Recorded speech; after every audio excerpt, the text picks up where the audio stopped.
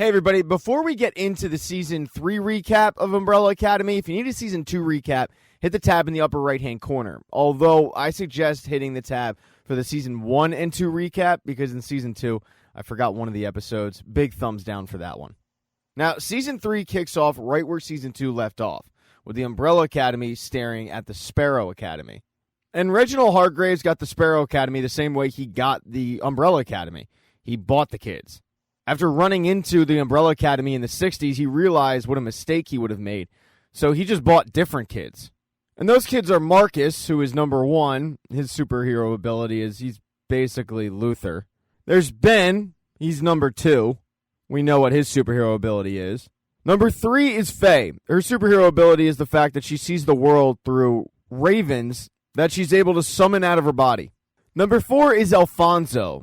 Unfortunately for Alfonso, he looks like a ball sack, but his superhero ability is pretty cool. He's able to inflict pain on others by taking pain. So you can punch him as hard as you want in the face, but you'll be the one to actually feel it. Number 5 is Sloane, and she can levitate, but also she can pick people up as well. Number 6 is Jamie. Her superhero ability is the fact that she's a great fighter. She looks like a poor man's Anne Hathaway, and she has the ability to shoot out a venom-like liquid from her mouth that if it hits you, you end up hallucinating quite a bit. And then number 7 is Christopher. And besides just being a floating cube, he also has the ability to have a fear inducement, paralysis inducement, cold inducement. He induces a lot of people. While the Umbrella Academy is thrilled to see Ben, he's not thrilled to see them because he has no idea who they are, especially while they're talking about him being dead. Both parties start yelling at each other about whose house it really is. And the Umbrella Academy is appalled when Reginald tells the Sparrow Academy, I met these people in Dallas. They claim to be my kids, but they're not. So in a nutshell, it's confusing for both parties. Because the Umbrella Academy won't leave and insults start flying, everybody gets into a fight. And it doesn't end well for the Umbrella Academy. They get their ass beat pretty good. In fact, the only one that has any luck against them is Vanya. But even she got beat up quite a bit. As a last-ditch resort, Vanya unleashed her powers and it threw all of them back, and it allowed her to escape. But to make matters worse for them, during the fight, Grace ended up taking the briefcase. So they're left on the street, beat up, and no way back. And in this alternative timeline, the Sparrow Academy are celebrity stars. It's as if getting these new kids, Reginald was able to fix the mistakes he made with the Umbrella Academy and make the Sparrow Academy what he thought he could do with the Umbrella Academy. As they're kind of just miring in self-pity and collecting their bearings, they realize that the Sparrow Academy's probably going to come looking for him. After all, they did break into their house. They need some place where they can lay low. And Klaus knows just the place. It's called the Hotel Obsidian. It's perfect for people that are trying to keep a low profile. In her heyday, she was a big celebrity hotel, but now she's just kind of a place where people go not to be judged.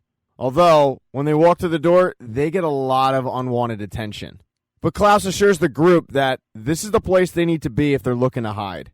They end up heading over to the front desk, scaring the bellhop's dog, but securing a room when Luther trades his watch for 2 keys. As they're walking to the elevator, Five says, just meet in the bar in 2 hours and we'll go over a plan. Diego already has a plan, though. It's to break back into the Sparrow Academy's house, kick their ass, and make their dad admit that they're the better academy. But nobody wants to do that plan after just getting their ass kicked less than an hour ago. The group split up. It's boys in one room, girls in another. And while the boys are talking about stupid crap, Allison and Vanya are talking about the ones they left behind. Vanya can't believe that she kissed Sissy goodbye a few hours ago. And Allison can't believe that last night she was sleeping in her own bed with her husband, but now that she's back, her mind has gone to her daughter. In fact, since returning, that's all Allison can really think about. And Vanya tells her, you need to go home. Hug your daughter. Allison's worried if she does that, though, the Sparrow Academy might attack. But Vanya reminds her, we fought the entire commission. We can handle 7 jerks in uniforms. So after a little more urging from Vanya, Allison takes off for the airport and heads to Hollywood. As the Umbrella Academy was settling in, the Sparrow Academy was not celebrating their victory. As they're working out and rewatching the tape of the attack, the only thing they're focused on was how Vanya was able to throw virtually all of them back in a period of 5 seconds. Marcus starts yelling at the group, do you guys have any idea what would happen to our reputation if anyone saw that video? But then he thinks to himself, we haven't faced decent enemies in years. maybe this could be good for us. That is, only if we're smart with our next move. Reginald ends up walking into the room, and Marcus asks him, what's your assessment on them? And Reginald rips into the Umbrella Academy, basically just saying they're dysfunctional and not very loyal to each other. But Reginald does warn the Sparrow Academy not to underestimate the Umbrella Academy. Even though they're dysfunctional, he did watch them save the world. That sits with Marcus. He goes out to the top of the Sparrow Academy to do his daily routine. Down below, there's a bunch of adoring fans that are waiting to catch his towel that he throws every day. But then he notices one isn't a fan at all. It's Vanya. He decides to go meet with her and see what she has to say. She explains that her brothers are convinced that the Sparrows are going to come after them, and she doesn't want a war. Marcus makes it clear that the Sparrows are the only superhero game in town, and Vanya tells him we're not going to do anything, but he doesn't think he can just take her word for it. And he tells her, I'm sorry, but if you came here to beg me not to make the next move, and she cuts him off and says, I came here to tell you mine. Tomorrow morning, when that busload of fans shows up, I'm going to be on your front lawn. And then I'm going to call you out for a fight, just me and you. Because while your team is good and probably better than mine, I don't think you're better than me, Marcus. I ended the world twice. And you're just meat and spandex. And I'm sure you don't want the whole world watching as I prove it to you. At this point, Marcus is pretty scared, and he asks her, what do you want? And she tells him, I want the briefcase. So Marcus is going to head back to the Sparrow Academy, grab the briefcase, and then meet Vanya the next day to hand it over. But while they thought they were having a private conversation, they weren't. The whole conversation was being watched by a raven from Faye. And she ends up telling Ben, Marcus is making a deal with them. And that doesn't sit well with Ben at all. You get the feeling there's a little battle over who's in charge, Marcus or Ben. And as Vanya was trying to make a deal with Marcus, her brothers had gone down to the restaurant and the hotel to grab dinner.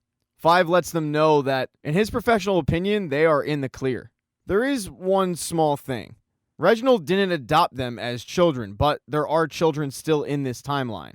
It means there's another Diego, another Luther, another Klaus running around. They just grew up in a different place with different people. Now here's where the problem comes in. If you're near your doppelganger for too long, you'll go insane. But it should be pretty easy to avoid the doppelganger. They don't know where they are. Klaus points out that he's kind of offended about the fact that their dad not adopting them didn't really seem to change anything. But Five tells him, I didn't say that.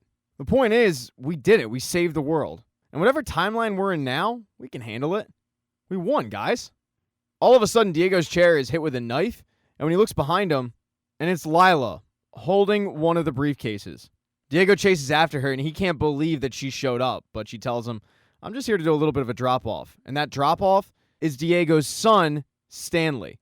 At first, Diego thinks it's a joke, but Lila tells him it's not a joke. She's had Stanley for 12 years, and now it's time for Diego to do his part.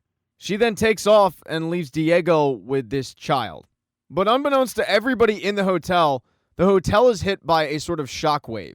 It permeates throughout the hotel, and then it reverts back to where it came from. And when it reverts back, it kills the bellhop's dog.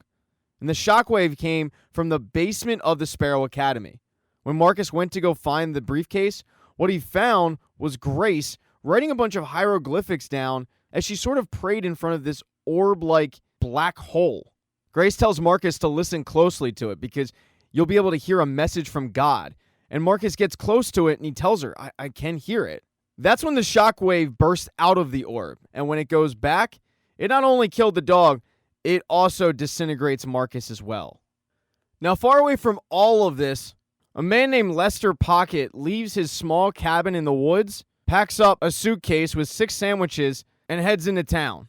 He's also got with him a bunch of cassette tapes with just ASMR sounds like bees, whales, running water, and he uses those things to kind of keep his sanity.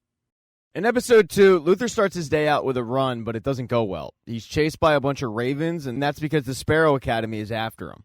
With Marcus missing, they figure that Luther, who is number 1, must have had something to do with it. And if he didn't, maybe they can pull off an even trade. So using their powers, they knock him out and take him back to the Sparrow Academy.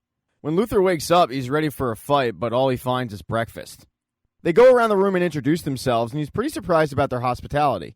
But that all changes when the topic of Marcus comes up. Luther is very confused, but they tell him that the last time Marcus was seen, it was with Vanya. And Luther knows that Vanya is not the kidnapping type, so this is all weird. Must be a big misunderstanding. And Luther just figures he'll be able to go back to the Umbrella Academy, find Marcus, and send him back. No harm, no foul. But when he tries to leave, Ben stops him. He's not going anywhere.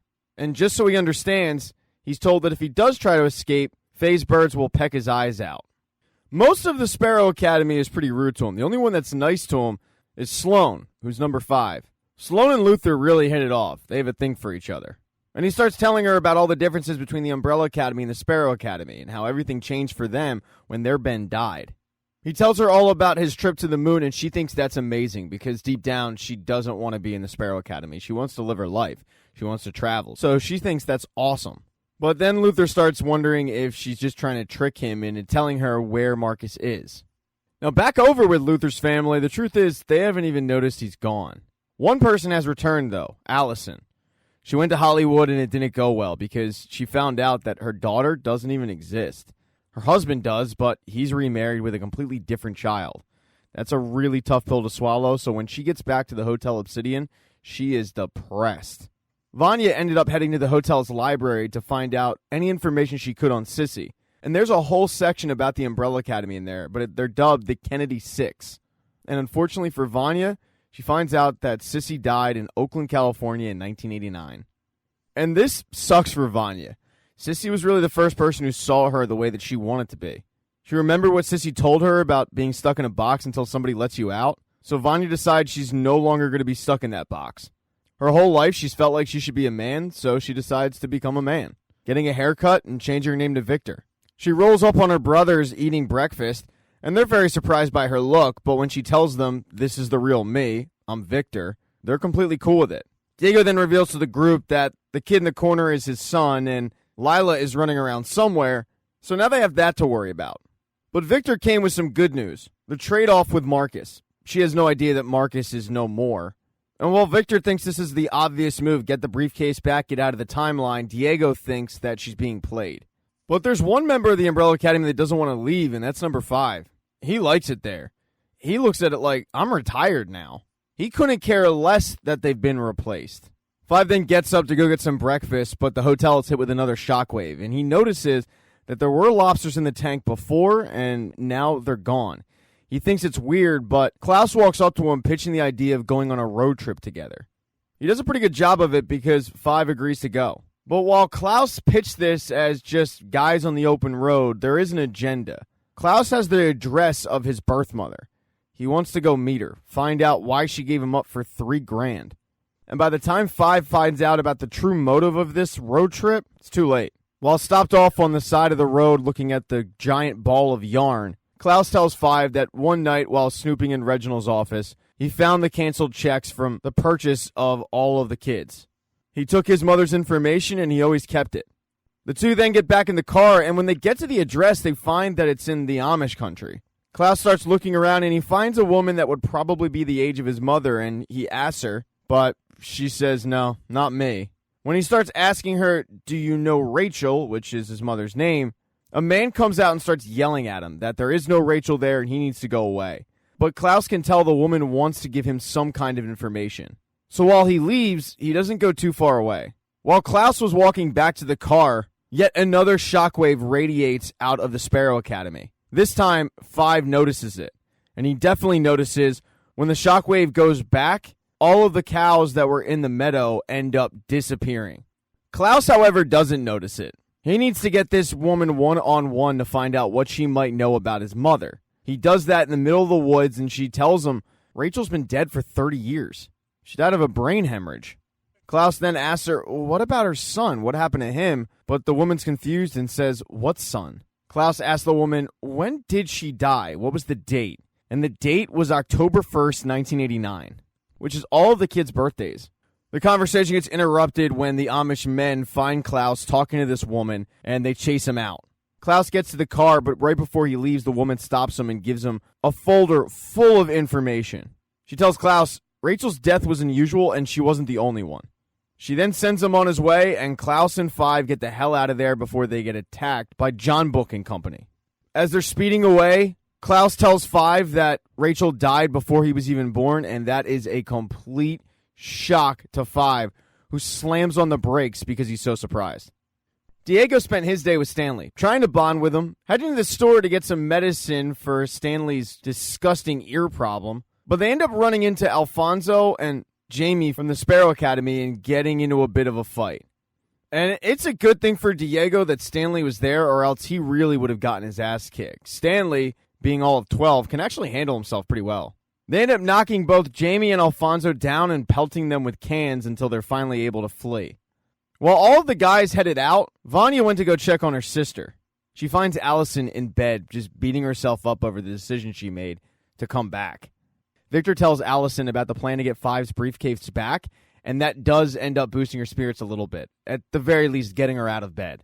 They walk over to go meet up with Marcus to do the trade-off at a coffee shop, and as they're walking, they have a conversation about Vanya becoming Victor. Allison is super supportive of this. The two women have a seat, and they realize just how important getting this briefcase back is for both of them. For Victor to see Sissy again, for Allison to see her daughter again. But as time goes on, Marcus isn't showing up. As they're waiting around, the waitress pours some more coffee for Allison, but Allison freaks out because when she looks up, she doesn't see the waitress. She sees a guy from the 60s telling her that they don't allow her kind in there. She's pretty spooked by it, leaves the diner, and that's when she sees a really weird guy looking at her. And that weird guy is Lester Pocket.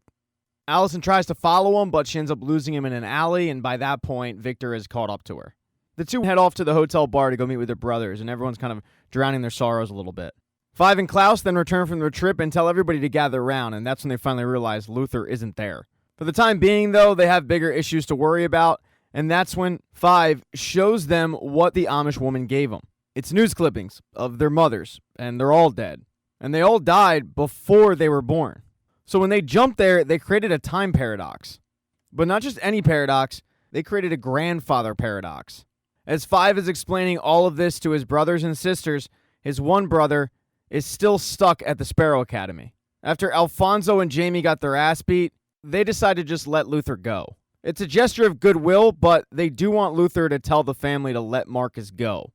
As Luther is walking out, he looks back at the building, and that's when he sees Sloane staring at him, motioning for him to join her. He's very into it. She uses her powers to levitate him up to her bedroom, and the two end up hooking up. Good on you, Luther, because she's really attractive. I really like her. In episode 3, we get the full meaning of the grandfather paradox. The first guy that invented time travel, he hated his grandfather. So when he invented it, he wanted to do something about it. Go back in time and kill him.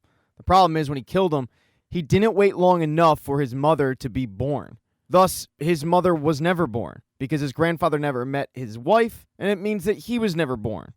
In a nutshell, Elmer killed his grandfather, so his mother was never born. But if his mother was never born, Elmer no longer exists. But if Elmer no longer exists, how could he possibly kill his grandfather? Thus, you're seeing the paradox. So that's what number 5 figures they've opened up. The thing is, if somebody killed their mothers, they shouldn't exist, but clearly they do exist, and it seems the universe can't handle it, which is the big problem. 5 tells the group that all of this is theoretical, until now at least, and he doesn't quite know what it means, but he has noticed things disappearing. All 5's noticed are animals. He's not noticed the people, but the shockwave that's taking things away has continued. Lots of people are starting to go missing. Klaus wants to figure out who killed their mother, and Diego's just convinced that it was Reginald. All of it makes sense. He knew where they were born. He hated them in 63. Not hard to figure out. But Klaus isn't so sure. Allison figures this should be an easy fix. Just go get the briefcase back and go home. But 5 looks at it like, this is our home and you need to accept that. Hard to tell a woman that just lost her child and her husband. 5 can't take discussing this with people that just don't understand it, so he goes and has his conversation with somebody who does understand, Lila.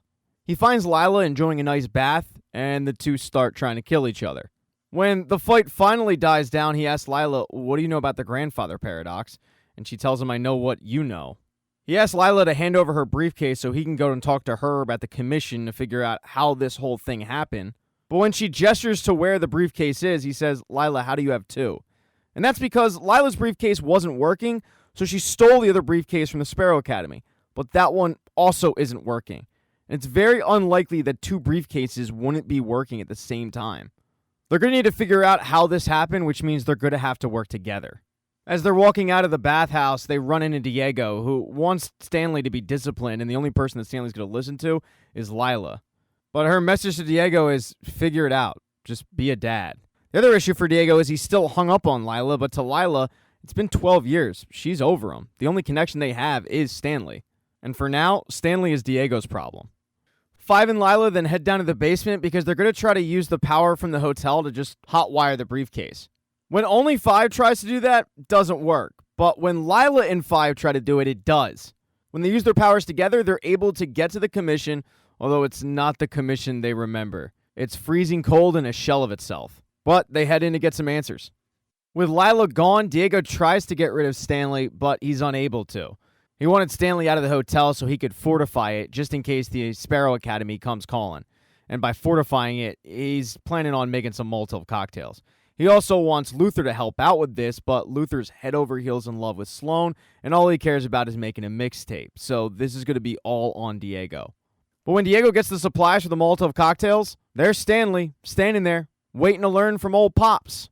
So with father-son time going down, and number 5 at the commission, that leaves just Allison, Victor, and Luther to try to figure out the rest.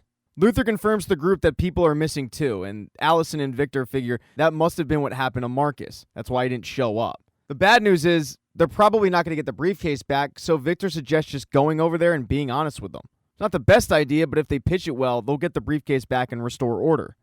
But over at the Sparrow Academy, it doesn't really seem like Ben is itching for Marcus to come back because without Marcus, Ben is now the number 1. Although Faye reminds him, the last time you had your chance to be number 1, it didn't end well. And that's when Ben, who is a much angrier Ben than we remember, grabs one of the ravens. And as the raven is shrieking, it's hurting Faye. Cooler heads, though, eventually prevail, and Ben explains that while he respects Marcus, for the time being, the hierarchy is Ben is the 1, and Faye is the number 2. And if Marcus returns, then, yeah, it'll go back to the way it was. But if they play this right, the Sparrow Academy will be all theirs. The two then get word that Allison and Victor are in the courtyard, and they go and meet with them and hear what they have to say. First thing Ben asks is, where the hell's Marcus? But before Victor can explain, Allison pipes up and says, he's fine, for now. But that'll all change real quick if you don't do exactly as we say. This really pisses off the Sparrow Academy, so Victor jumps in and explains that it's really not their intention to keep Marcus. They opened up a paradox. It's a time travel problem. She's not great at explaining it. That's kind of Five's job, but this whole paradox is swallowing things. They need to fix it. They need to work together is what they need to do. As Victor is trying to explain this, Allison jumps in and says, just give us the briefcase and we'll give you Marcus. But neither Faye or Ben have any idea about any briefcase. That doesn't stop Ben from yelling out, deal. So it's kind of set. The Sparrows are going to hand over a briefcase that they don't have, and the Umbrella Academy is going to hand over a brother that they don't have. Faye and Ben head back into the house, and they figure that if a briefcase was found, it would be down in the basement. And while they don't find a briefcase, what they do find is Grace genuflecting in front of that orb that sucked in Marcus. Grace is convinced that this orb is some kind of god, and she reveals to Ben and Faye that that orb sucked Marcus in. They ask Grace when this thing got here, and she says, 2 days ago, with our new visitors. And unbeknownst to them, one of those new visitors is in the house. It's Klaus.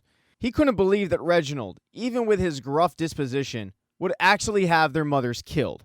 He needed to get some answers, so he snuck back in the house, and Reginald says, no, I didn't kill them.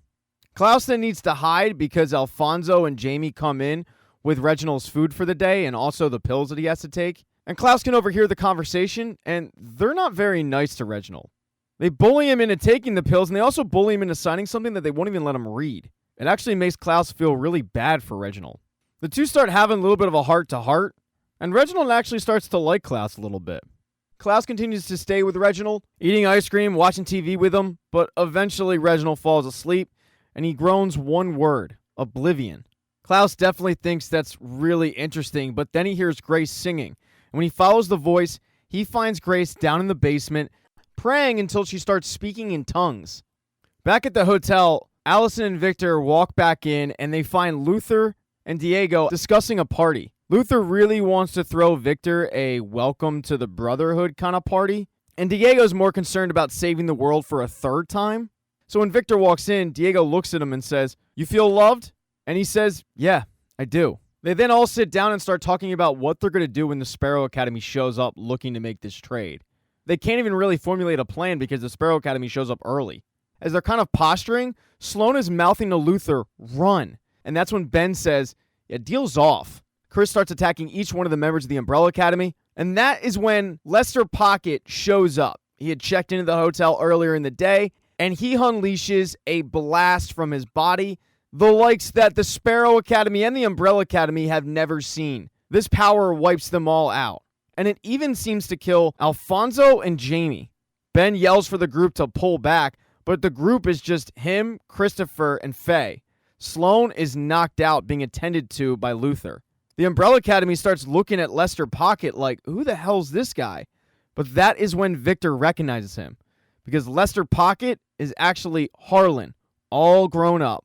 We'll start off episode 4 at the commission. It's not the commission that either Five or Lila remember. They start looking around for Herb, but all they find is a video. In it, you see Herb yelling that there's been a rift in the space-time continuum. It's swallowing everything. Herb then says this is the end, and he also disappears. While Five doesn't get any more answers, he doesn't really need them. He tells Lila this is way bigger than the timeline. This is the entire universe. It's basically the opposite of the Big Bang. Instead of the universe expanding, it's now collapsing on itself. Hope isn't lost, though. Layla was able to find the Master Handbook, and in it, it states that in the event of a grandfather paradox, the founder and any essential personnel will be immediately put in the operations bunker. So they head off, looking for it. They end up finding it all the way in the basement. The only problem is they can't get in. There's a retinal scan, and it doesn't accept Lila. But Five has been noticing that he's been going through paradox psychosis. He's starting to show signs. So he decides to take a stab at the retinal scan, and it works. The door opens up, and it's a pretty nice room, but it only has one person in it, and they're being kept alive by this tank. It's this old, wizened guy. He's the founder, although nor Lila or Five have ever met this guy. And through their first impression, they're not very impressed. But that's when Five realizes that he was going through paranormal psychosis because the founder is himself, all grown up on death's door. Lila starts laughing because the whole time he's been complaining about the commission and he's the one who invented the damn thing. Five has no recollection of this, but it appears that way. The founder explains to both of them that he constructed that room as a panic room, just in case of a collapse in the time continuum. And he realizes they must be there because of something called the Kugelblitz. The Kugelblitz is that orb-like figure in the basement of the Sparrow Academy. In a nutshell, it's a black hole, but a really special one. One that seemingly can't be fixed. Because when they ask the founder, he starts laughing, and he says, "You don't fix it." The founder is having a really tough time breathing at this point, but he does tell them, all that will be left is Oblivion, the same word that Reginald used. Lila leans on the tank, and it ends up opening up. They're then able to see the full magnitude of what happened to older Five. He's got no arms. He's old as hell. He does have a tattoo. He's got that going for him. But, yeah, it's not painting a pretty picture. Five is frustrated, and he starts yelling at the founder, asking how to fix this thing. But the founder's only answer is, whatever you do, don't save the world. And then he dies. Five then asks to have the room with his former dead self, and he decides to take a souvenir. He cuts out the tattoo. Now, over with Five's brothers and sisters, Klaus shows up right as the fight ends. Perfect timing. He figures that it was Victor, but then he's surprised when everybody's looking at this old dude. Harlan doesn't quite know what to do, so he runs away. Victor goes after him. When Sloan wakes up, she looks over and sees her dead brothers and sisters. She's mortified, so she runs away. Luther, Diego, and Allison go after her. They chase her all the way into the showers, and she starts thinking that Luther set her up the whole time, even though he didn't. But as she's levitating Luther up, Diego grabs her from the back and holds a knife to her throat. If she had any doubts whatsoever that Luther set her up, they go out the window because Luther starts yelling at Diego to let her go. She had nothing to do with it, and vowing to put him in the grave if he even harms her. They don't harm her, though. Allison just makes her talk, using her I heard a rumor power. Although Allison takes it way too far. When it becomes clear that Sloan has no idea about the whereabouts of the briefcase or even that it existed, Allison continues to try to use her powers until eventually Sloan is bleeding from the nose. They finally let Luther take Sloan upstairs, still kind of holding her as a hostage. But there's an unnerving trend with Allison. She's become angrier, way more on edge, and she even goes into the bathroom and uses the I heard a rumor trick on herself. Fighting through it the whole time, but saying, I heard a rumor you were happy. Yeah, she's not in a good state. She smashes the mirror, takes a shard of the glass, cuts her hair off, and walks outside to see Victor talking to Harlan. Harlan has learned how to talk after all these years, and he tells Victor a little bit of his backstory. They moved around constantly after Victor left them, changing their name to the Pocket family. But everywhere they were at didn't last too long because Harlan couldn't harness his powers. Even till this day, he can't harness his powers all that well. He really wasn't built for this. He decided to go move out in the woods, but when they returned, he felt something. It was like a tuning fork. He had to follow it. Because when Victor saved Harlan, she created like a connection between the two that he could constantly feel.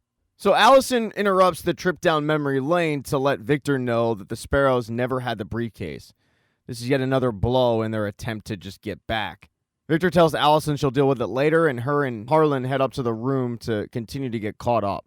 He tells Victor that his mother never blamed Victor for leaving them. She always thought one day that Victor would come back, and she never gave up hope. It's really Harlan the one who kind of blames Victor because he needed her in that moment. Victor tells him they figured Harlan would be better off with Victor not around, but in hindsight, he wishes he stayed. Luther then walks in and tells Victor that there's a meeting downstairs, family only. But as Victor and Harlan were getting caught up and enjoying some quality time together, so was Klaus and Stanley. After finding out exactly where Klaus was, Diego ends up pawning off Stanley on Klaus. Stanley's going to have to clean the hotel for damages to it, and he needs a babysitter. Klaus doesn't really do anything, so Diego figured that Klaus could look after him. At first, they're hesitant to buy in, but after spending a little bit of time together, it's clear that Stanley and Klaus actually like each other. They surprisingly have a lot in common. But Klaus is not going to be able to make that family meeting. As they're going room to room cleaning it, there's one room called the White Buffalo Suite, and even though it's not on the list to be cleaned, Klaus decides to break on into it. Klaus, having stayed at the hotel, might want to check it out for nostalgia purposes. When they get inside, Klaus is transfixed on the white buffalo head that is mounted to the wall. Reginald had a painting of a white buffalo in his office that is very similar. He starts walking around. Then he says, all right, let's hurry up, Stanley. We got to go see a man about a white buffalo. But when he turns around, Stanley shoots him through the chest with a spear. Complete accident, but it ends up killing Klaus. Klaus's brother and sister have no idea about this because they're in the family meeting. And the family meeting was called by Luther because him and Sloan have come up with a plan to let Sloan go as an olive branch. Sloan will take the bodies back, and once she is back, she'll convince the Sparrow Academy that Harlan wasn't with them and the Umbrella Academy had nothing to do with that guy. Tensions are still pretty high, and the real question is Harlan with them or not? While he wasn't initially, after saving their lives, the Umbrella Academy is inclined to say, yeah, he's with us, but that kind of screws up the whole Sloan going back to the Sparrow Academy and saying that guy wasn't with them. They also start questioning Luther's loyalty because he's clearly sleeping with the enemy, but it's Victor who steps in and reminds everybody that having somebody on the inside could help. At the end of it, Allison storms out, Diego follows her, while Luther and Victor call at the Sparrow Academy to do the trade-off. And poor Sloan doesn't realize what a fractured house she's walking back into. There's a real strife between Ben and Faye. Ben and Faye are convinced that the Umbrella Academy is going to come back and finish them off, and they need to come up with a plan, but Ben doesn't really consult Faye on the plan.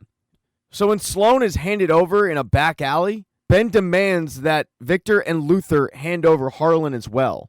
Victor yells, that's not a part of the deal, and even Sloan comes to their defense and says they have nothing to do with that guy. But Ben shoots back, well, if he wasn't working with them, they won't care about handing him over. He then looks right at Victor and Luther and says, this is simple. Bring us the man who killed our siblings, and this will all be over. If not, well, and then he gets in the car and heads back. Now, Alice and Diego, they weren't a part of the trade-off. Diego, recognizing that there's something going on with his sister, chased after her to find out what it is. Allison tells him that since losing Ray and Claire, her daughter, she doesn't really know where to put any of this anger she has, and it's festering. The two really have a nice heart-to-heart, but Diego finds a place for Allison to take out that pent-up frustration.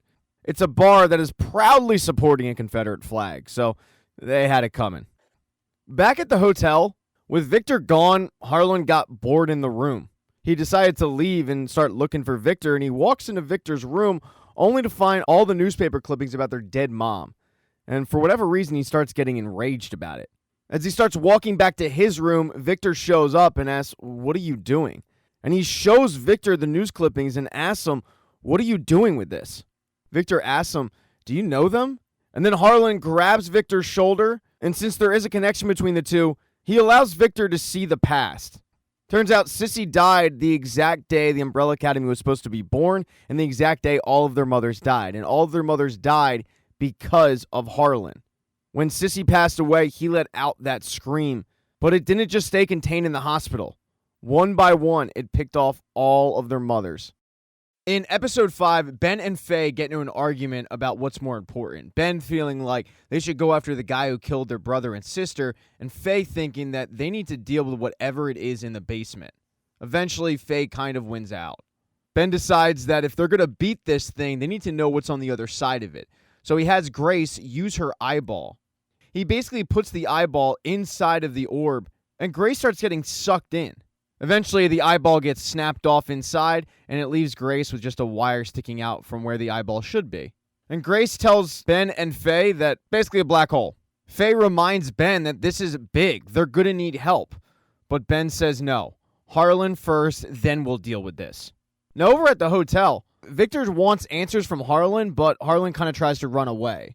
Instead of giving Victor an answer, the two end up getting into a pissing contest over who could destroy who. It doesn't really end great for both of them. They end up getting hurt. Not mortally, but, it's going to leave a bruise. Harlan finally explains to Victor that it was all an accident. He was angry, and on the day that his mother died, he felt Victor. It was that tuning fork that he had talked about earlier. But when he reached out, he realized it wasn't Victor at all. He had no idea that it was their mothers. He didn't mean for any of that to happen. He tried to break the connection, but it was too late.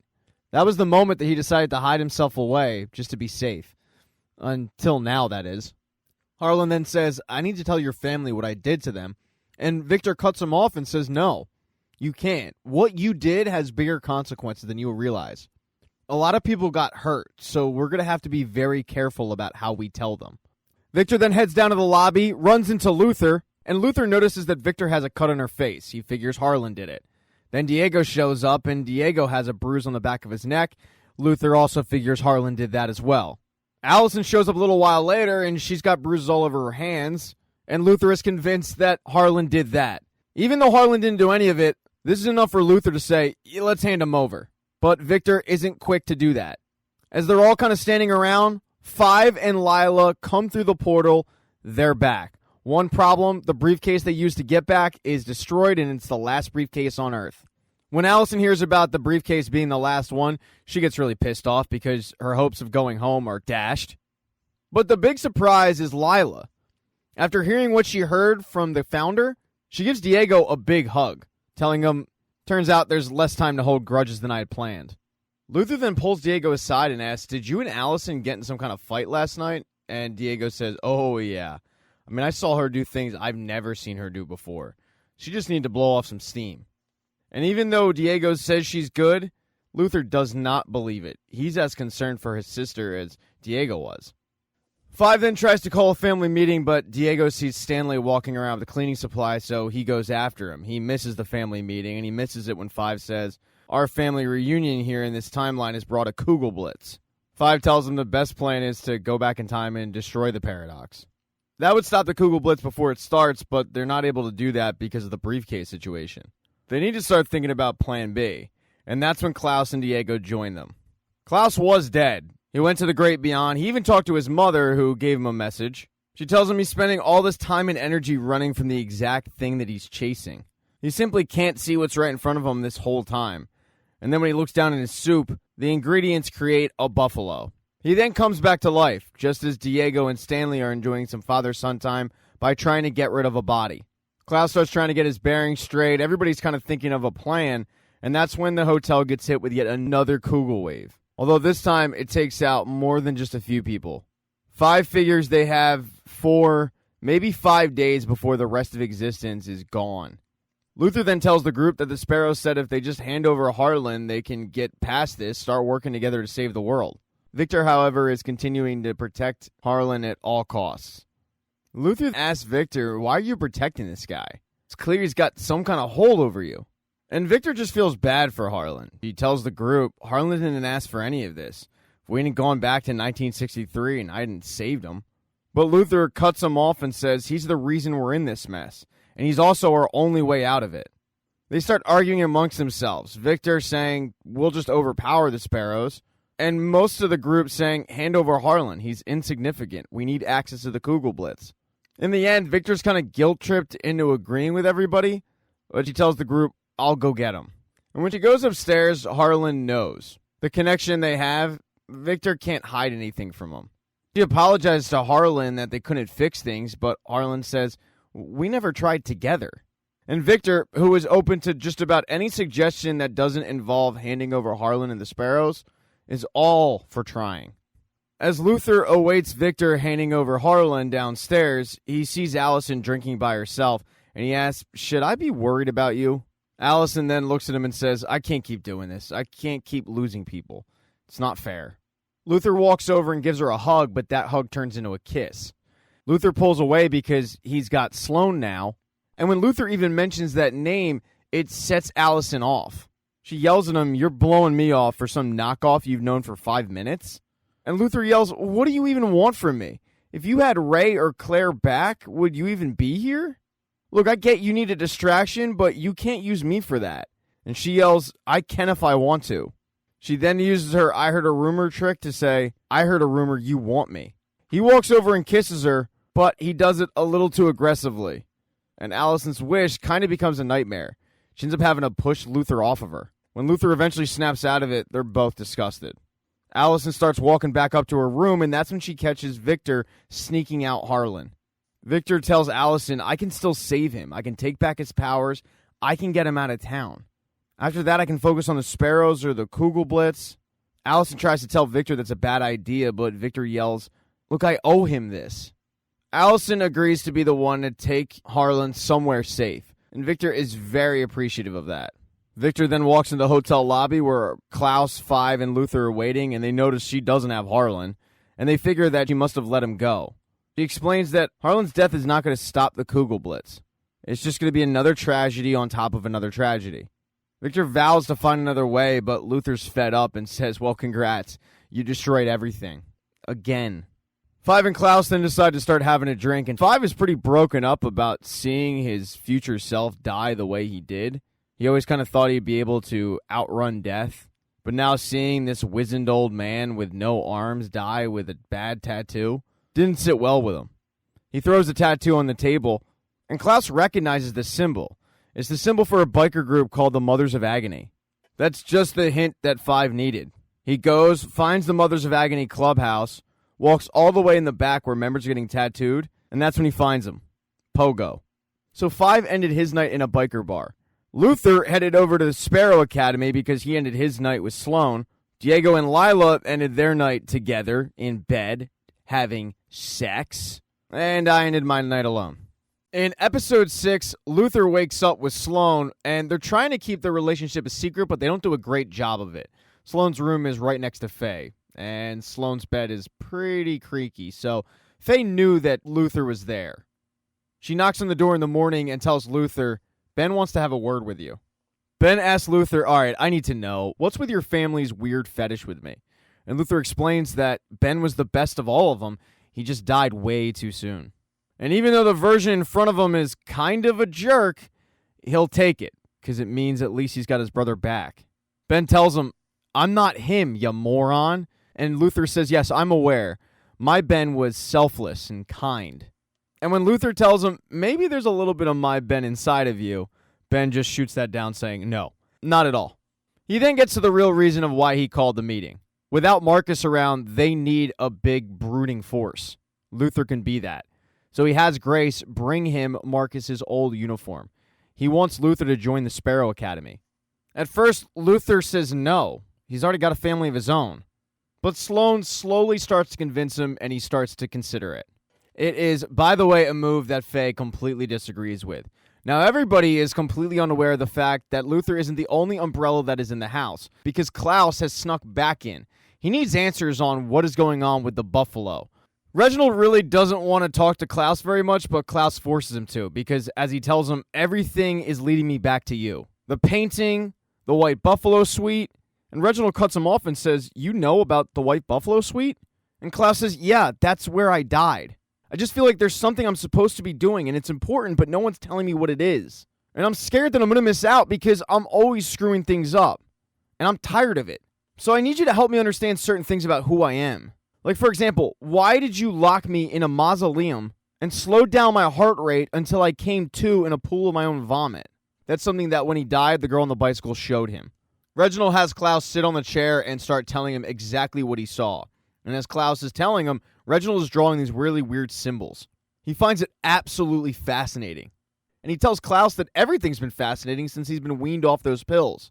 It's a trick that Klaus taught him. Because of that, he wants to return the favor and help Klaus understand who he really is. Klaus is all on board. So Reginald hooks Klaus up to an electromagnetic machine and shocks him. And Klaus drops to the ground like a stone.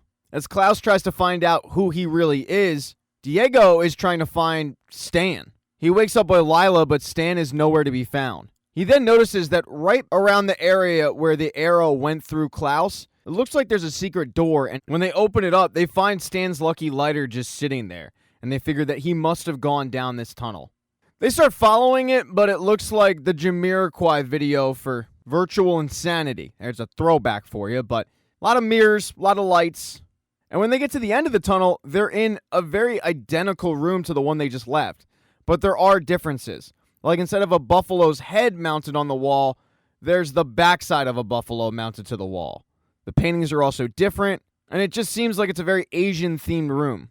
They head downstairs, and the Hotel Obsidian is now called the Hotel Oblivion. It is also empty. Diego goes to ring the bell that's at the front desk, but Lila stops him because there's a sign written in Mandarin that says, "Don't ring the bell." And Diego can't understand why they would put a bell there if they don't want them to ring it. But he gets distracted when Lila says, "Trudy's going to kill me." And he says, "Who's Trudy?" And Lila tells him it's Stan's mom. Because Stan isn't actually their child. This was all a setup. Lila just wanted to see how Diego would react if he found out he was a father. Diego finds this absolutely insane, and Lila reminds him, "You met me in an insane asylum." Which, she's got a point with that one. Stanley's also in on it. And Diego is so mad that he starts stuttering again. Now they both are completely stressed out because this isn't their kid, it's somebody else's. They have to find Stanley. Even though the sign says not to, Diego walks over to the front desk and rings the bell, and immediately he regrets it. The hotel starts getting dark. There's a lot of ominous vibes, and they hear something that is big, growling, and coming their way. They go to a part of the hotel where there's a little bit of light coming through, and they're waiting for this thing to show up. Diego grabs a knife, but before he can even throw it, a big axe comes his way and chops off 2 of his fingers. They then notice that there is a giant samurai figure walking towards them, and he doesn't look happy. They don't even grab the fingers. They quickly get the hell out of there, and they're able to go back through the tunnel and back to the Hotel Obsidian. And when they get to the other side, there's Stanley, drinking a slushie and eating a Slim Jim. But then Stanley disappears, because the hotel was hit by yet another Kugel wave, and now it seems like he is gone for good. Now, one person who is gone, at least for the time being, is Five. Pogo wanted nothing to do with him, so Five followed him to his trailer in the middle of the woods, and he was able to convince him to give him the full backstory. Pogo was training the Sparrow Academy just like he trained the Umbrella Academy, but he had a falling out with Reginald. Reginald flat out kicked Pogo out, and some of the kids were pretty heartbroken about it, like Marcus seemed upset, and Pogo gave him a box that was filled with a bunch of pills. Now he's a part of a biker gang and he does tattoos. Five is able to successfully convince him that they do actually know each other from another timeline. Five then slaps down the tattoo, and Pogo admits, "This does look like my work, but I haven't done it." And Five says, "Well, not yet you haven't." He explains where he got the tattoo, and Pogo just says, "So it's happened." He opens up a notebook, and there are a bunch of symbols, and all of the symbols match up to at least a part of the tattoo. Pogo tells Five that Reginald was obsessed with those symbols. It's called a sigil. It's a symbol that's thought to have magical powers, which doesn't make sense to Five because their dad was always a very scientific man. He wouldn't believe in such a thing. But apparently the Reginald in this timeline does. Pogo tells him that Reginald referred to it as Project Oblivion. And that definitely catches the ear of Five because it was the last thing that older Five told current Five before he died. Pogo then goes into one of the reasons why he was kicked out. Reginald was training the kids for a kamikaze mission. Pogo didn't think it was safe, and that is why he gave the children the pills, the same pills that Reginald has since stopped taking because of the tip from Klaus. When Pogo finds out that Reginald is off the pills, he says to Five, Project Oblivion is starting again, and you are all in danger. With that information, there's only one thing left to do. Get the tattoo. And even though Pogo said he wouldn't, he ends up tatting him anyway. And then finally, there's Harlan. He was taken to an old, abandoned drive-in movie theater and kept safe by Allison. Not too long later, Victor shows up, and they know that they need to hurry this up because they're running out of time. So Victor and Harlan get to work. Problem is, they don't really know how to go about this whole thing. Harlan tells Victor, try what you did back in 1963. I know it didn't work, but I'm not a kid anymore. He then starts showing Victor what he means. He starts glowing, and then he asks Victor, did you hear it? But Victor says, no. I heard wind. And Harlan says, no, deeper than that. Every living thing has an energy wave. It's a sound of its own. Listen for it.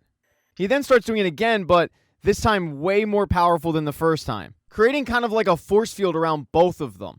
The whole while, Harlan is yelling at Victor, you gotta listen. It's not like Victor isn't trying, but it's putting him in a lot of pain. Allison sees what's going on and tries to get Harlan to stop, but he won't. She then enters that kind of force field that Harlan had created, and she yells at Harlan, stop, it's too much. And her voice really carries, knocks Harlan off his game, and it does end up saving Victor. Although Harlan's pissed. He yells at Allison, you had no right, we were making progress. But the way that Allison looked at it, Harlan was about to kill Victor. She also has no idea how she just did what she did. It was as if her powers were amplified. She then goes and checks on Victor, and Victor says, I'm fine. You don't have to be here if you don't want to watch. So Allison doesn't, going off and thinking about her previous life. Victor and Harlan continue to train. Harlan tells Victor that when he left, Harlan realized that he had this power inside of him. He had no idea what it was. He hoped he could use it for something good. The reality is he had no idea what it was, though. He called it Marigold. And he tells Victor, you gotta stop listening with your ears.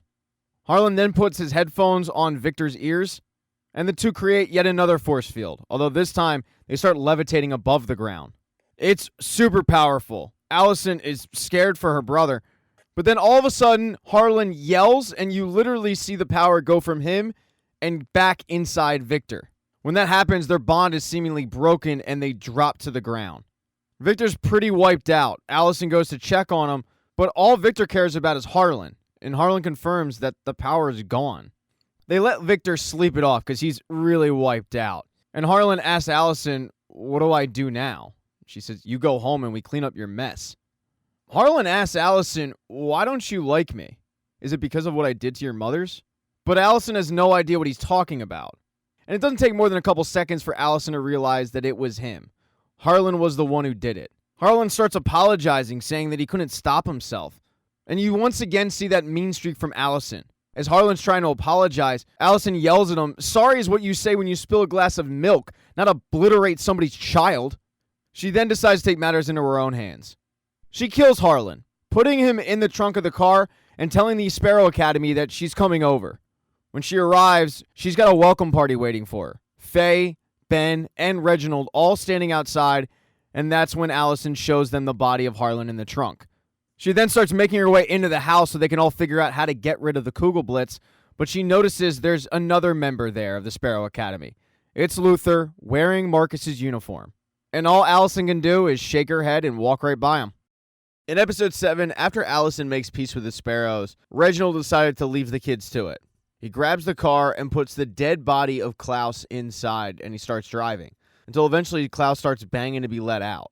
He tells Klaus, you were dead for 22 minutes. You were vulnerable. I could have done anything with your body. If the world is ending, you're running out of time to master your gifts. So they start training. They head to what is apparently the busiest road in the middle of nowhere, and Reginald starts throwing a ball, and Klaus goes and grabs it, but he gets hit by a car and dies. And Reginald just starts timing how long it takes him to come back to life. Slowly, Klaus starts improving his time until eventually it's like he never died at all. After he's mastered that, there's really only one thing left to do. Face his fear. They head to the cemetery. Klaus has no interest in going in a mausoleum whatsoever, and Reginald can't understand it. He asks him, why do you, of all people, have a fear of the dead? And Klaus once again reiterates, yeah, it's probably because you locked me in there as a little kid. And Reginald cuts him off and says, exactly. We can't change the past, but we can confront it. So Klaus tries, but the moment he sees a ghost, he takes off running. He runs up to Reginald, and Reginald says, what are you afraid of? I'll tell you, you're not afraid of those ghosts. You're afraid to even try. You'd rather quit than disappoint me. In any timeline, I'm simply too far brilliant of a teacher to have left you so untutored. This was no accident what I did to you kids. I made you feel small and confused about your own power so I could control you. Now, don't focus on that. We can focus on that later. But what I witnessed today, you're a warrior. It's these spirits that should fear you. Klaus asks him, how am I supposed to fight these? And Reginald tells him, I don't know, but I believe in my heart that you do. Go show them. So Klaus stands up, and as he's surrounded by the ghosts, he finds the power to wipe them all out. Now, back over at the Sparrow Academy, Ben calls a family meeting, both families. That means Victor and Sloan are going to have to go round up the troops. They find Diego, Lila, and Five sitting in the Buffalo suite, arguing about how exactly they were able to get the tunnel open, and the fact is they just don't know. Five really wants to know because his older self said Oblivion. Then you've got Reginald's super secret mission called Oblivion, and this secret tunnel is leading to the Hotel Oblivion. He wants to follow it. But understandably, Lila and Diego have no interest in that, especially after Diego lost his fingers. Five's going to have to wait because when Luther comes in and tells them about the family meeting, after a little bit of pushback, they give in and follow him over to the Sparrow Academy. Everybody arrives except Victor and Klaus. There's a lot of petty insults thrown back and forth, but eventually they get the meeting on track, what to do about the Kugelblitz. As they're discussing what they're going to do, Victor runs into the room and says, where is Harlan? Victor assumes it was the Sparrows, but Allison pipes up and says, they didn't do anything. It was me. I killed Harlan. This sparks a big fight between Victor and Allison to the point where Ben and Five start taking bets. It gets nasty. It gets contentious. Allison reveals to everybody that she found out Harlan killed their mothers. And it segues from Harlan into their own personal issues with each other. As tensions build, Allison screams at Victor, shut your mouth. And when she does that, her eyes glow yellow and Victor starts to choke. Five asks her, how did you do that without saying I heard a rumor? And Allison tells him it's just a little residual gift from Harlan. So she still has some of Harlan's powers. It finally ends when Allison tells Victor, we should have left you in the basement, and Victor slaps the crap out of her. Victor then runs off to Ben's bedroom to hide, but she notices something interesting. Ben is drawing a picture of a woman, and it's the same woman, and her name is Jennifer. And in the Umbrella Academy's timeline, their Ben died in the Jennifer incident, so there might be some truth to what Luther said when he told Sparrow Academy Ben, there's some of my Ben in you. The rest of the Academy then heads downstairs to the basement so everybody can get eyes on the Kugelblitz. Sloan is just about as smart as Five, if not smarter. And she's come up with a plan. It's to trap the Kugelblitz. Grace is tracking the Kugel waves, and there's another one in 3 hours. Sloan has run the math, and this could work. This is probably their best bet. But for this to work, they're going to need Sloan, Lila, Christopher, and Victor. So Ben, of all people, goes upstairs to convince Victor to help, although he does it in a very unique way. When he enters the room, Victor tells him, I have no interest in helping if Allison is still down there. And Ben starts to insult him. He says it's pathetic that she's been sitting up there the entire time waiting for somebody to chase after him. And in the end, it's not even going to matter. They're all going to be dust in a day or two anyway, and Harlan's going to have died for nothing. As everybody kind of waits for Victor to join, downstairs, Lila and Allison start bonding. Lila wants to know from Allison if there's any tips or tricks to get Diego to accept her apology. That kind of morphs into what Allison's going through, feeling lost and confused because, well, she's lost everybody she's loved. Lila's suggestion is you got to pick a focus point, something concrete to lock onto no matter what changes around you. Allison asks Lila, what if I had one and I lost her? And Lila tells her, find another one, or you're going to fall down.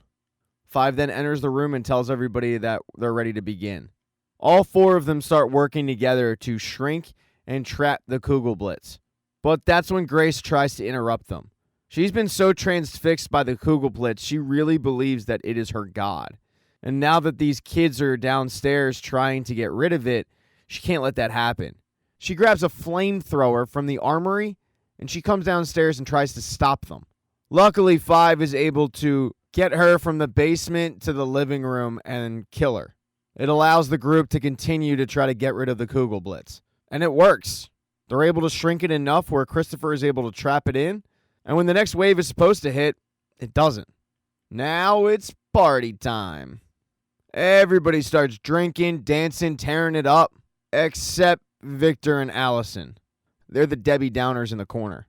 When the drinking and the partying settles down a little bit, Luther heads up to the roof because he's got a gift for Sloane. It's a travel guide to Italy, or at least what's left of it. But there's also an engagement ring inside. Luther proposes to Sloane. Sloane says yes, and the two are going to be married. That's not the only relationship that's up for conversation, because back inside the house, Lila needs to have a serious conversation with Diego. We found out about the backstory of Lila and Stanley. Lila had no briefcase when she returned to the commission. They wouldn't allow her one.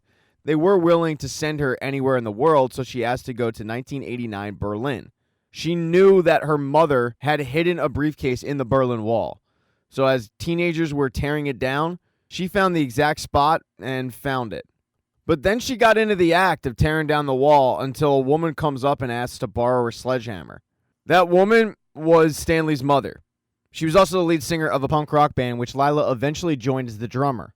When Stanley's mom took off one week with a bassist, Lila was kind of looking after him, but asked Stanley if he was up for heading back to the States to kind of torture one of her exes. That's how they got into this mess. She now kind of realizes, though, what a messed up thing that was. She tells Diego, I brought Stanley to you because I'm a coward.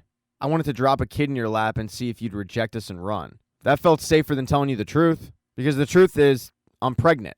Diego, of course, thinks this is yet another lie, but Lila swears, no, I really am pregnant. What really upsets her is the fact that she knows that she wasn't going to be a good mother, but when she saw him with Stan, she knew that he would be a good dad. Now it looks like they might not even have to worry about that with the world ending. Diego asks, what do you want from me? And she says, I want a family, and I want it with you. He asks if he can think about it, and the two just sit there. Upstairs, Five decided to go visit Victor. He thinks that it's about Allison, and while Five is concerned about Allison, this conversation is going to be about Victor.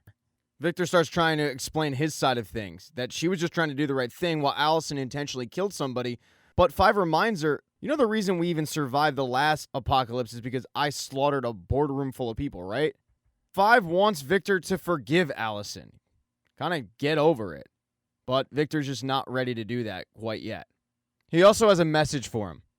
Don't go rogue again. If you ever need anything, I'm there for you, but if you lie to us again, I'll kill you myself.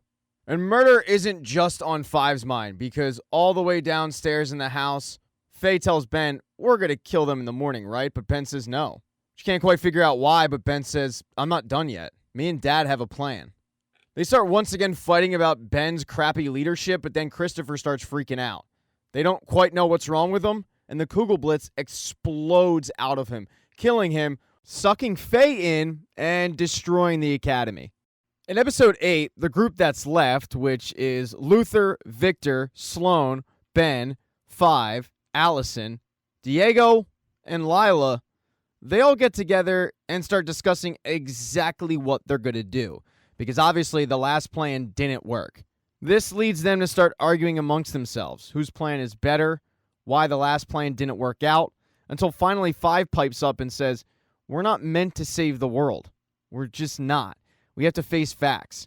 He tells them all how he had a conversation with his 100-year-old self, and his 100-year-old self clearly said, do not save the world. So he's ready to just embrace the apocalypse.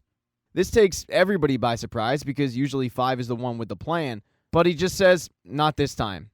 If you guys have something on your bucket list, I do it fast.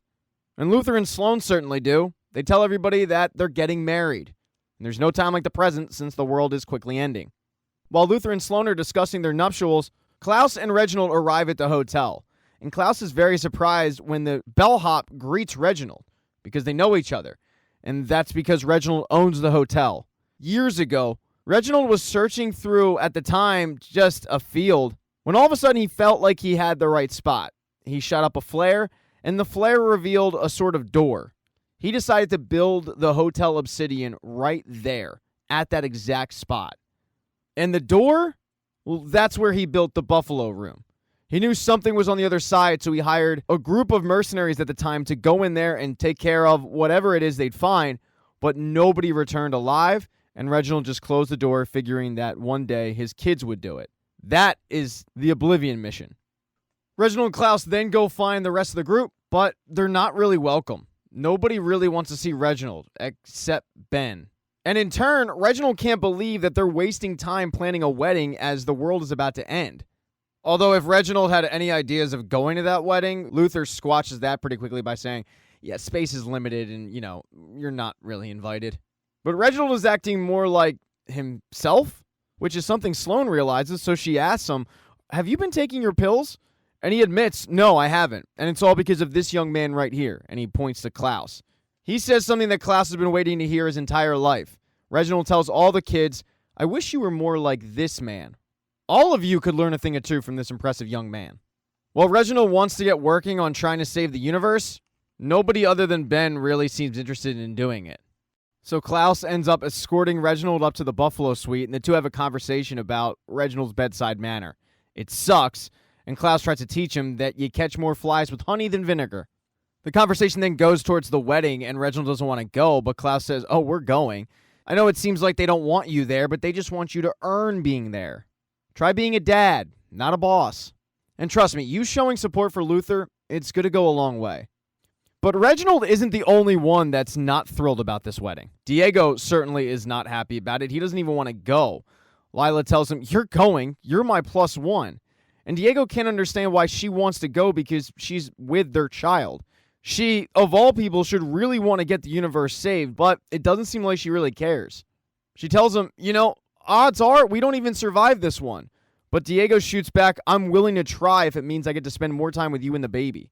Well, she really appreciates that. She tells him, you could either spend your night fighting some apocalypse with your brother and your father, or you could spend it with me. He chooses to spend it with her. That night, everybody's enjoying themselves at the bachelor party, but there's one guy that wasn't invited. It's Ben.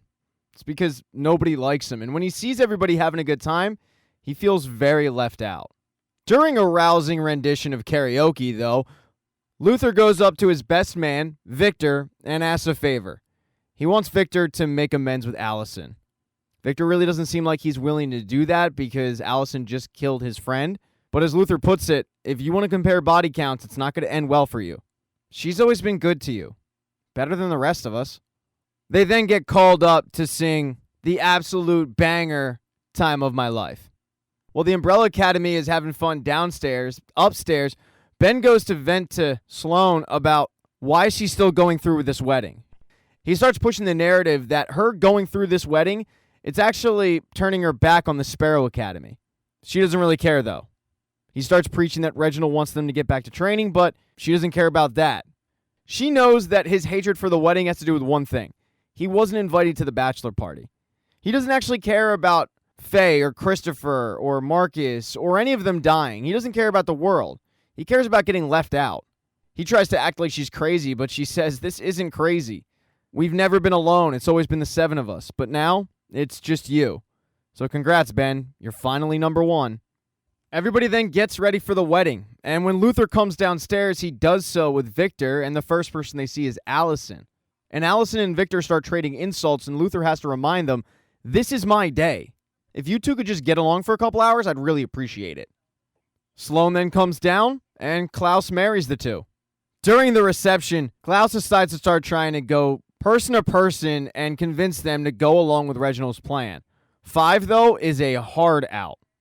Klaus tries to make his way over to Diego, but Lila stops him, telling him that even though he's unkillable, she'll find a way if he goes over there and says anything about trying to save the world.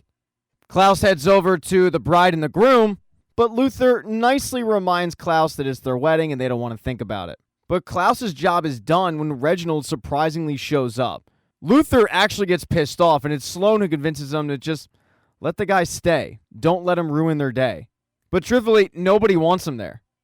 As Reginald grabs a plate and eats by himself, Lila decides that it's time she met the father of the guy she's in love with. She all but forces Diego to introduce the two, and Reginald could not be nicer. They actually get along really well, and as they're heading back to their seat, Reginald tells Diego, "Wow, she's incredible. Well done. It's just unfortunate timing. You would have made a superb father." Somehow, Reginald just knows. Reginald then stands up to make a speech, but two people that aren't listening to it are Victor and Allison. Victor tried to go over and do what his brother wanted him to do, apologize, make amends, but Allison isn't into it. Victor proceeds, though, telling Allison, "You are the most important thing to me in the entire world, and I'm sorry I betrayed your trust. Will you forgive me?" But Allison says no. Allison then goes in on Victor. And afterwards, she just walks off. And it's a shame that they missed Reginald's speech because it was really nice, really heartfelt. It takes all the kids by surprise. After he puts the microphone down, everybody just dances the night away. Eventually, most of them make their way outside. They're all just watching literally the world end. And that's when Klaus shows up with a very drunk Ben, proclaiming this is the new Ben. Because alcohol has a way of people telling the truth, and Ben asks Klaus, "Why don't you guys like me?" And Klaus was honest with him. He said, "Dude, you're an asshole." So, because of Klaus's guidance, Ben is going to try to be a little bit nicer, at least until the world does end. But the night is wrapping up, so is the universe. 5 checks out. He is pretty blitzed. He starts heading back to his room, but he sees something super interesting. It's Reginald talking to somebody in the Buffalo Suite. He can't see exactly who he's talking to, but he sees that they've come to an agreement on something, and then 5 passes out. In episode 9, everybody wakes up extremely hungover and still alive. Klaus makes a comment to Ben like, "Man, that was such a fun night." And Ben agreed, it was a fun night. But when Klaus tells Ben, "I knew there was some of the old Ben in you," Ben takes a little bit of offense to it. And Klaus tells him, "You're a good person, but you're trying really, really hard to be a bad one." That sparks New Ben. New Ben's back. Victor wakes up with Reginald at her bedside, giving her breakfast to deal with the hangover. She's quite surprised and says, "Since when did you care?" But he reminds her, "I'm not the Reginald you grew up with." And being the only sober person at the wedding, I'll remind you, I was the one who was privy to watch your argument with Allison. Reginald starts giving Victor a speech on family, but at this point, Victor is out on it completely. And when he looks outside, the world's about to end anyway, so what does it matter? But Reginald is actually the topic of conversation in the honeymoon suite. As Luther and Sloane wake up, Luther still isn't willing to give this new Reginald Hargraves a chance, and Sloane reminds him he is different. Luckily for both of them, though, they have their clothes on because Allison walks in and apologizes to Luther for just being crappy lately. Luther tells her, if you're handing out apologies, Victor needs to be at the top of the list. And Allison knows Victor is on the list. She's going to get to him. She turns around to leave, but then she remembers something and says, "Oh, wait, your dad called a meeting at noon today." Suddenly, Luther becomes very suspicious, but Allison reassures him, no, he's got a plan that can really save the universe, so please, come to the meeting. Luther says no, but Sloane says, "We'll be there." And Luther just learned the first rule of marriage, which is, you listen to your wife, like every time. 5 seems to be the only one that woke up alone. He can't get that visual of Reginald making a deal with somebody out of his head. He's trying as hard as possible to figure out who Reginald was talking to, but he can't. He decides to go to what literally is the edge of the world at this point, sit, have a drink, and think, and that's when he's approached by Reginald. When Reginald approaches, 5 knows why he's there, and he says, "I'm going to save you the time." "No, I'm not interested in whatever plan you're cooking up. Sorry, I got a message from my future self not to save the world." Reginald reminds him, "You ruined your life before by not listening to me. Are you prepared to do it again?" And that's all Reginald needed to get 5 to agree to attend the meeting. Right before Reginald leaves, 5 has to know, and he asks him, "Who were you talking to last night?" But Reginald lies and says, "No one. I was alone," thinking that 5 was too inebriated to remember anything. They then head back into the Hotel Obsidian together, and everybody's waiting for him. He tells the group that as a boy, he heard the legend of the 7 bells. There are similar stories out there, and they're pretty much all the same. The village is under threat by a flood, by a fire, by something. Then a shaman brings his disciples to a sacred cave. He tells them that if they can ring the 7 magical bells, the village will be saved and it'll be restored just as it was. Now, while these are stories, there is truth to these myths. The universe is going to be gone by the end of the day, but whoever wove together space and time, they made a way so you could put it back together, just in case they faced this situation. He then tells the kids about the portal to the Hotel Oblivion, and that on the other side of that portal is the answer to resetting the universe. There is just one problem, though. The Guardian.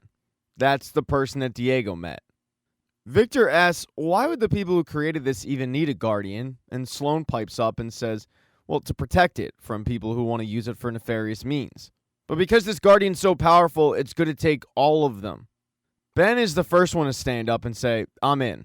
And because Ben did it, Diego then gets up and joins him. But Victor wants to take a vote. And while Reginald thinks it's ridiculous because they're running out of time, Luther and Five agree with Victor. They are going to risk their lives again. They don't know if it's going to work. They don't know if it's going to be worth it, so the group takes a vote. They don't take it right away, though. Reginald walks away, and it gives the group a little bit of time to talk amongst themselves. It also gives Allison a little bit of time to pull Victor away and apologize. She tells Victor, last night you're right. I mean, Claire and Ray are gone, but hating you isn't going to bring them back. And my pain doesn't give me permission to hurt you. Allison then starts slowly pitching Victor on the idea of going through that portal. While those two are talking, Five and Luther go and have a conversation. Luther's mind is made up. Five, though, is on the fence. But Five tells Luther all about what he saw the previous night, and he feels like there's something their dad isn't telling them. Deep down, Five just feels like this is a trap. Everybody then has a little bit longer to think, and a little while later, everybody meets back downstairs to cast the vote. Allison gives a very impassioned speech on pro-saving the universe, which Lila joins her in that vote. But as soon as Lila says yes, Diego says no. Klaus is the ultimate daddy's boy, so he agrees to go on the mission. Ben is right there with him. Victor can't shake the feeling that they don't know what they're getting themselves into, so he votes no. And boy, that pisses off Allison. Sloan and Victor are also out. And that leaves Five, who is the only one on the fence. He tells the group that he saw the future and it told him to sit this one out. So the nays have it, 5-4. Allison just shakes her head, looking at the people who said no, says, you're all pathetic. And then she walks off. Ben asks Reginald, why can't we just go in there, just the four of us? But he tells him, that's going to mean certain failure. There must be 7 of you. Reginald tells the kids, look, I'm not happy about this, but now I see that the blame, it's on me. I clearly failed you when you were young, and I've failed you now. And in doing so, I've doomed the entire universe. Everybody then kind of goes their separate ways. Luther wants to spend the last few hours he has with Sloan, but in order to do so, he's going to need ice. So he grabs the ice bucket, starts looking for the ice machine, but he finds the Buffalo Suite's door is ajar and Reginald is sitting in it just drinking by himself. Luther decides, all right, I'll go in there. Reginald tells Luther that this is the failure of his life. He feels like all of this has been wasted, all because a different him was unkind to his children. Luther explains it's not that simple. Reginald then looks at Luther and says, you are a remarkable man, and I really hope that you can forgive me, Luther. Luther is so taken aback, doesn't say a word, so Reginald asks the question again, and Luther says, yeah, of course I'll forgive you. And Reginald gives him a big hug, which is something he has never done before. It's at that moment that Luther realizes this really is a different Reginald Hargraves. But that's short-lived, as Reginald stabs Luther right in the chest. And it's with one hell of a weapon.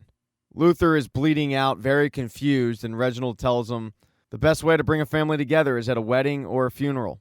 We already had the wedding. Luther then drops to his knees, and Reginald gives him one final death blow across the chest. Now, right down the hall, Five runs into Victor. And Five tells him, I just feel like the old man is still hiding something. And Victor understands because people have been acting weird. He tells Five about how Allison apologized to him. And it's weird because last night she was ready to just rip his head off. All of a sudden she's ready to forgive and forget. And that's when Five realizes the person that Reginald made a deal with was Allison. She wasn't out there with the rest of them. And she's willing to do anything to get her daughter or Ray back. They then hear screaming in the distance, and it's Sloan. And when they rush to see what's going on, Sloane is sitting there because she had found Luther's dead body, and Reginald is nowhere to be found. Everybody comes to the Buffalo suite, and Reginald is the last to run in, acting surprised, and his plan starts to go into motion, because Ben mentions how if they just attacked first, Luther would still be alive. Reginald had set this thing up so it looks like the Guardian had attacked Luther. But they don't have a lot of time to mourn, because time is up. The hotel gets hit by the black hole, and it is quickly disintegrating everything around them. So they have two choices: stay and die, or go through the passage to the Hotel Oblivion. And Reginald's little plan works, because those that voted to stay end up going through the portal, including 5, who knows something's fishy, but he just hasn't figured it out yet. The last person to try to go through the tunnel is Klaus, but he is stopped by Reginald. He tells Klaus, "You've done a fine job bringing me back into the family fold, but you're just more trouble than you're worth. Sorry, Klaus." Then he shoves him back, and he closes the door for good. To give himself any hope of coming back, Klaus doesn't let the black hole suck him up. He jumps up and impales himself with the horn from the mounted buffalo. In the season finale, the group comes on the other side of the portal, and they see just what a weird room they're in, that everything's backwards. But then they quickly realize that Klaus isn't with them. Reginald closes the door and says, "I'm sorry, I did everything I could, but he got sucked into the black hole." And that is extremely fishy to everybody because he was right behind 5. Doesn't really make a lot of sense. But unfortunately, it's too late. There's nothing to go back to. They're stuck in the Hotel Oblivion. And Klaus has joined Luther on the other side. They're just kind of chilling. And while Klaus is used to it, Luther does not take it well because he just found the love of his life and now he's dead. It then hits Luther that it was Reginald who killed him, which Klaus can relate to. Luther starts screaming at Klaus, "You gotta go back, you gotta warn the others." But Klaus is done. He's realized that he just belongs in that afterlife. He also figures that everybody's just gonna join them soon enough. There's no guarantees that they outran the Kugelblitz. But Luther isn't willing to accept that, and he takes his wrath out on dead Klaus. Anger turns to pleading, and Luther says, "If you don't want to help out the family, fine, but do it for me because the love of my life is in danger." And Klaus tells him, "I don't even know if I can. I mean, who knows where they even went?" But Luther, wanting him to at least try, boosts his ego up and says, "You can do anything, man." But it does work. Klaus agrees to at least try it out. But the group they're looking for is currently in the lobby of the Hotel Oblivion. And Reginald is really taking it all in because he's never seen the other side. Diego warns everybody, do not ring that bell. To take out this thing, we need to be in the right state of mind. Reginald tells the group that this hotel is a test and a trap and a means of salvation all at once. But the thing is, Reginald doesn't really know what to do. And as he's trying to figure it out, there's a little bit of infighting. Lila is certainly not happy with Diego after Diego said, "Well, I'm not going." She also kind of picks a fight with Ben. And then there's 5, who definitely thinks there's something else going on. He doesn't think it's a coincidence that Luther died and then suddenly Klaus couldn't make it on the other side. He feels like it is absolutely the doing of Reginald Hargraves. Victor isn't so sure that he'd even be capable of that, but 5 reminds him, "Do you remember how we came back together in the first place? It was Dad's funeral. He pulled the strings before, he's just doing it again." I mean, think about it. He lost the vote to come through the tunnel, yet here we are anyway? I think he could kill Luther, Klaus, and the rest of us without breaking a moral sweat. And what's worse is I think Allison's involved. And while Victor has trouble believing the Reginald part, he absolutely does not believe that Allison could be capable of anything like that. 5, though, points out that Allison's been unraveling since they arrived in the timeline. Sadly, it's just not something that they can rule out. But unbeknownst to both 5 and Victor, Allison didn't have anything to do with it, and she's also suspicious of Reginald. She approaches him and says, "We need to talk. Luther and Klaus, did you kill them?" Reginald brushes it aside, saying, "That's ridiculous. There's a Guardian lurking in this hotel. We need to defeat it for this mission to succeed. Why would I kill off 2 members? But Allison points out that's not an answer. Reginald tries to walk off, but Allison stops him and says, "If I find out you're lying to me, the deal that we have is off." He assures her that he will keep his side of the agreement, but he expects her to do the same. Ben walks up, and he caught the tail end of that conversation, and when he asks Reginald, what was that all about, Reginald just tells him it's none of his concern. Ben thinks it is his concern and says, "I made all of this happen," but Reginald laughs that off and says, "No, you didn't. Allison killed Harlan. I united the families. What did you do? And that is a shot to Ben's ego. Reginald then walks downstairs into the lobby and addresses everybody. He tells them that the legend of the 7 bells is just a metaphor for the sigil, the same thing that is now tattooed on Five's chest. Once they find the sigil, they're one step closer to resetting the universe. But the sigil is hidden somewhere in the hotel. They all need to find it. The problem is, Reginald doesn't know what they do when they find that sigil. His plan only went up to a certain point.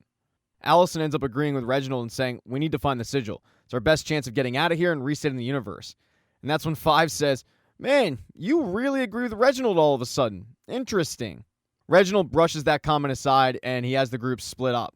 It's Sparrows on one side, Umbrella Academy members on the other. Although Diego and Lila, they're on their own, because as Reginald puts it, nobody wants to listen to them bicker. So all 3 groups go their separate ways with plans on meeting back in the lobby in 30 minutes. Reginald starts walking towards the elevator with Ben and Sloan, but when they get in, he says, oh wait, you know what? I forgot my journal. Just go ahead, I'll meet you on the 5th floor. But he didn't forget his journal. Instead, he goes back and waits for them to all get in position with plans on ringing the bell. And as he's sitting there biding his time, that's when Klaus magically shows up, which takes Reginald completely by surprise. He did not expect it. Klaus starts asking him why he did the things that he did, i.e. kill him, kill Luther. And Reginald tells him it was all necessary, but he also doesn't have time for this crap, so he ends up killing Klaus yet again, knocking him in the head with an object. With that done, he rings the bell, summoning the Guardian. All of the kids are unaware of this. And upstairs in the room with Five, Allison, and Victor, Five confronts Allison about the meeting she had with Reginald. Allison just gaslights him, but Five is steadfast that the two met. They came to an agreement. Five says, you know, your deal is costing people their lives. And Allison asks him, you think I'd make a deal with Dad to kill Luther and Klaus? That's the final straw for Allison. She leaves the room. Victor chases after her. But when Five leaves the room, he somehow transports from the 3rd floor, which is what they were on, to the 5th floor. Although it takes Allison and Victor a little bit of time to notice that he's not behind them. And they're very confused on what happened to their brother because they were too busy fighting. As they continue to look for Five, Victor is just more concerned about making things right with Allison. He asks, how do we go about doing that? But Allison says, I just don't know if we can. But they aren't the only ones who are fighting. On the 6th floor, Diego and Lila, they're fighting about their current relationship. And on the 5th floor, you've got Ben going at it with Sloan. Sloan can't understand why it's so important for Ben to get acceptance from Reginald. As she puts it, he's not even our real dad. And Ben says, oh, it's really easy for you to say. You've got a new family. That's when Five walks up on him. He's got bad news, though. He can't get back to the lobby. Whatever direction he chooses, he just ends up in the same spot. Something's going on with the hotel. They start looking for a way out, and that's when they see the Guardian. But they aren't the only one, because down on the 3rd floor, Allison is the first one to actually be attacked. Victor saves her life. There's more than one of these things. In fact, every group seems to be facing one Guardian. With Allison's arm pretty banged up, after Victor knocks down the Guardian, she runs into the bathroom to try to patch her up. And that's when Allison admits, yeah, you're right, I made a deal with Dad. It had nothing to do with Luther and Klaus. That wasn't me. But I did this deal for all of us. I promise you, if we get through this, everything's going to be okay. But getting through it's going to be an issue, because the Guardian is proving to be really unkillable. And because of that, Diego wants Lila to sit this one out. She's got the baby to think about. But Lila is not about to do that. So Diego takes matters into his own hands, locking Lila up in a closet, guaranteeing her safety. He tells Lila, if I don't make it out, just tell the baby about the man that I was. And then he goes after this Guardian. Lila isn't in there long, though. When Victor walks by, she's able to harness Victor's powers and busts out. But they've got yet another Guardian to deal with. I mean, these things are just coming at him in waves. But with both Victor and Lila harnessing Victor's powers, they're able to get rid of it pretty quickly. In the 5th floor, though, the Guardian that Ben, Five, and Sloan are facing is having a field day with them. He's injured Sloan, he's knocked down Five, and Ben does his best, releasing his tentacles and wrapping him up. But the Guardian just busts out, injuring Ben. There is a soft spot, though. Right on the Guardian's back is a design for the sigil, and when Five takes an axe to it, it ends up killing him. One by one, everybody makes their way back into the lobby, and they see Klaus's body. They're very surprised to see it because they were told that he died, but there he is. Probably with a bad headache, but he's alive. He tells the group exactly what Reginald did, including ringing the bell. And Reginald walks up and says, I had no choice. You refused to come together as a team. But he also says, what I told you is true. Somewhere in this hotel, there's the sigil that will reset the universe. As they're all yelling at Reginald and Reginald is trying to get them to pay attention, Five realizes that the sigil is on the floor. But there is one issue. There's one guardian left. And that guardian busts through the ceiling, throws what looks like a sickle. I'm sure people in the comments section will correct me on that. But it chops off Five's arm. So that's why older Five didn't have an arm. This guardian appears to be the toughest one to face because all of the kids are going at it, but they're all being beat up pretty good. Sloane tries to control him as best she can, but she's slowly losing her power, and then she's saved by Luther, who, thanks to Klaus, is back, grabs the guardian and throws it backwards, knocking him out. He gives Sloane a giant hug, but then he sees Reginald. He yells at him for using him, wasting his life on the moon all those years. And Reginald tells him, I left you to guard the most precious thing in the universe. You'll all soon know what that is. And I'll tell you right now, it's Abigail. Her body, which may be dead, may be alive, was hidden on the moon. Luther just looks back at Sloane, happy that he's back, but then he realizes he's not. He's slowly reverting back to a ghost. Klaus is doing his best to keep Luther in the present, but he's so banged up that he's having trouble. So Luther tells Sloane, I will love you forever, and then he disappears. The kids then realize that they need to get on the stars on the floor, which will represent the 7 bells, but they need to do it fast, because that guardian that was thrown back, he didn't die. He gets up, ready to attack the kids, but they're able to get on the stars just in the nick of time to destroy him for good. All of the kids then seem to be locked in place, everybody except Allison. She was the only one that wasn't standing on a star. The hotel starts transforming, and the desk becomes a control panel. Reginald starts going to work, but Allison's more concerned with her brothers and sisters because they're clearly in pain. Allison begs him to stop, but he says, no, I can't. It stopped the machine. We're stuck in a machine in another dimension. The hotel was just a facade. Whoever created the universe built this place. And the particles inside their bodies are the only things that fuel the machine. Five is really straining, but he tells Allison he killed Luther, he killed Klaus, he's not going to stop until we're all dead. Allison once again turns to Reginald and says, you need to stop, you're killing them. But Reginald says, no, I'm almost done, and once we're done, we'll get what we came for. Allison's not about to let her brothers and sisters die, so she grabs one of the Guardian's weapons and chops off half of Reginald's head. It frees the Umbrella and the Sparrows, and it reveals that Reginald was just an alien the entire time. But there's a giant red button that Reginald had created that's flashing. Five starts screaming at Allison, don't touch the button, we don't know what it does. But I don't care how old you are, when there's a giant red button and people are telling you not to touch it, it makes you want to touch it more. Allison ends up touching it, and then all of a sudden, she's back at her California home, where she rushes upstairs to see that the universe was reset. Claire is back, but the biggest surprise of all is that Ray is also there. Back over with the other kids at the Hotel Obsidian, it's not really a hotel anymore. It's a memorial park with a statue of Reginald Hargraves at the center of it. He graciously donated it the first day of October 1989. And their big surprise is Luther is back. But Luther is also back to being a regular person. He's no longer half man, half ape. But when he starts asking for Sloane, she's nowhere to be found. Because the only people at the memorial are the Umbrella Academy members and Lila. They then realize that they reset the universe. Right down to Diego's fingers. They're back. While everybody's kind of excited about this, Luther is not. He walks up to Five demanding to know where Sloane is, and Five has no idea. But Luther isn't taking no for an answer. Five tries to use his powers to get away from Luther, and that's when he realizes he doesn't have them. In fact, none of the kids have their powers. Ben starts freaking out, asking, how do I get these back? But Luther just leaves saying, I gotta go find my wife. That's the only thing he can think about. Klaus chases after him, Ben leaves, and one by one, they kind of just go their separate ways. But when they reset the universe, they also brought Reginald back. And he is standing at the penthouse of a giant building with a massive H and E on the outside of it. And he is not alone, because there's Abigail, very much alive.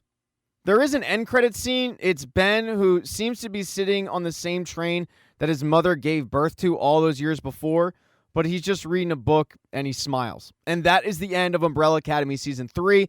Thank you so much for getting this part of the recap. I really appreciate it. Subscribe to the channel. Hit thumbs up if you liked it. Smash that thumbs down button if you thought it sucked.